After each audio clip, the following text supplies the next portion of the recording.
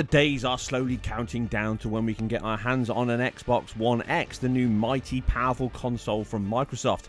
And if you are on the fence, you can be sure I'll be checking it out in thorough detail as always, before launch or just on. These will be up in multiple articles on both my channel and my website. Now, thanks to E3, we did get a look and a glimpse of some of the titles that will be landing on the machine and how they will improve with the new extra GPU and additional memory bandwidth. As you remember when I covered the details of the machine at the time, that is the single most important feature, I feel, aside the leak in GPU resource. Now, other people are now talking about this memory like it's a new thing, but it's not. This has always been the case, and I've always covered this area as the most important feature. Now, many of the things that this will deliver to the developers is the fact that they'll have more options with much bigger frame buffers, much higher quality texture assets, greater geometry, alpha effects, and also other options in the game where many titles will be memory bound, i.e. bandwidth and also space. This is something that the Xbox One X greatly reduces. Some of this was evident in the great presentation from DICE on the Frostbite engine, on their work for Checkerboard solution in both Mass Effect and Battlefield 1, and again here in the title I'm covering in Anthem.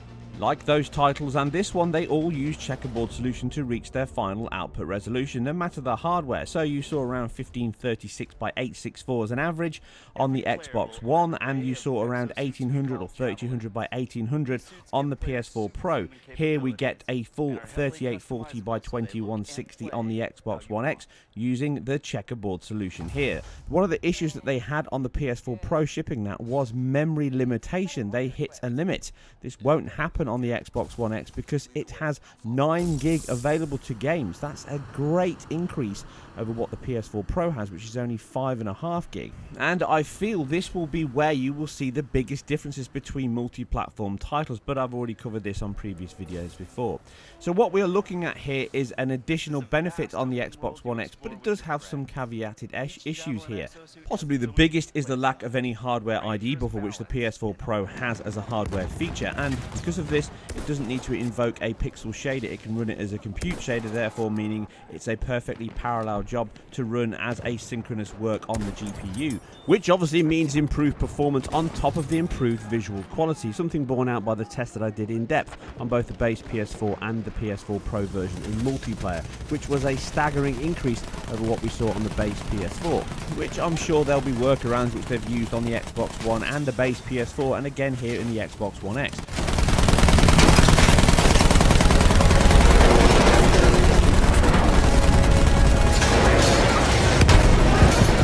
So this work in progress build, possibly from a PC build still, is showing the signs of what it would run like on the Xbox One X. You can see here when you pause it and look at the Checkerboard solution, the artifacts are much worse and more obvious than they have been on other versions in the PS4 Pro. But this looks largely down to the fact that they're not running their differential filter here. This will smooth out. This just looks like neighborhood clamping to work out the average between them while you get that clear and obvious checkerboard pattern here. We don't see this in the earlier section, the pre-rendered section, in my opinion. Remember, sometimes these Frostbite games do run pre-rendered cutscenes. There is hardly any checkerboard issues here at all. There is a few as you work further into the section and you get into your rig, but this first person section to me looks like it's running at a much higher quality 4K resolution, and therefore I'm inclined to believe this is a pre-rendered section, which we've seen in many Frostbite titles. Both Mass Effect and Battlefield 1 both support them. Another reason would be the fact that this section would be using the GPU even more than the other sections due to the additional post effects relevant here, such as the bokeh shapes in the background. On top of the fact that it's got a very Destiny feel, this whole section is first person, but the rest of the game and demo plays out in third person, so it does feel a little bit juxtaposed with its Destiny aspirations. Visually though, this demo is breathtaking and really pushes the Frostbite engine much further with a really rich and dense world, much better than what we saw on the Xbox One, the PS4 and even the Pro of Mass Effect. You can see here running it on the PC at 4K. This is native 4K, no checkerboard in here on the PC release, and it does look very clean, but obviously you need a powerful rig to run this at 30 FPS and 4K. But visually you can see the similarities between the game here and what we see in Anthem. I do believe this was the stepping stone, or at least the basis of where this Anthem demo came from, aside the pre-rendered section, which I believe was made to fit and wrap up this demo. This whole section looks very reminiscent of a DLC or an extension to the Mass Effect world, but using the same effects and the same visual artifacts we see in this PC version here, running at the full resolution and possible on PC. You can see from comparing the demo that the animation routines, the camera view itself, how it zooms in, and the screen space reflection and artifacts all look very similar resolution to what we see here on the high mode on PC. This certainly looks like the base of where Anthem has stemmed from. Now that Mass Effect has been put on hiatus, I think all the team will move over to Anthem fully, and this will be their next big hitter. But the game visually is a huge step up and over and above what we see in Mass Effect. And here on the Xbox One X, they are certainly leveraging that power to deliver very similar to the high settings here which you see on the PC.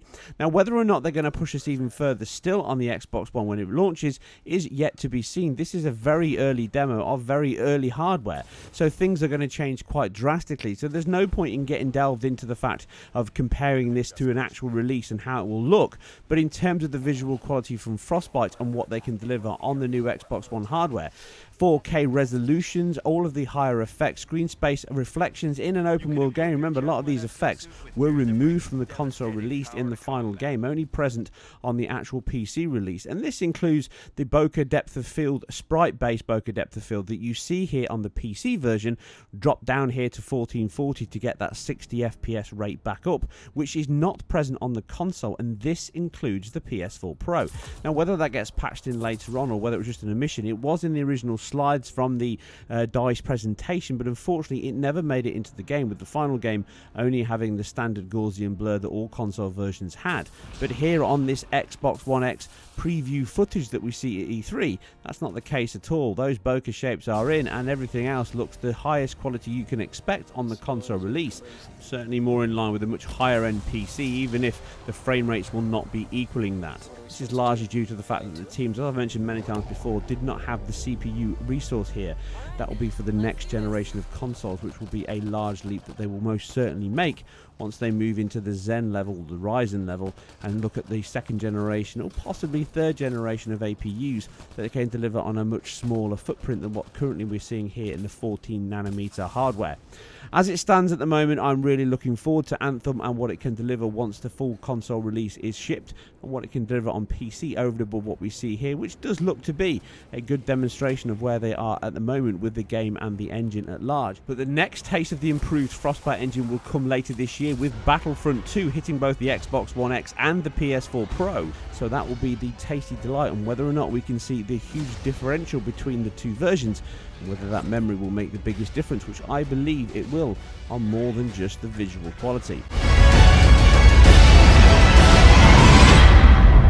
As always, I hope you guys and girls enjoyed this. If you did, then please hit the like and subscribe button below, and also maybe read more on the website channel. And if you really like what I do, then maybe think about supporting my Patreon page and giving a few pounds and dollars if you can afford it. I am working on ways to better reward Patreon supporters, so I appreciate everyone that is already doing that. Thank you very much. Leave all your thoughts and feedback about this or anything else you want me to cover or chat about below in the comments or on Twitter, and I'll catch you on the next one. Superstorm incoming. Okay, actually, let's get some more people. Hold on a sec. Hey guys, what's up? Hey, what's happening?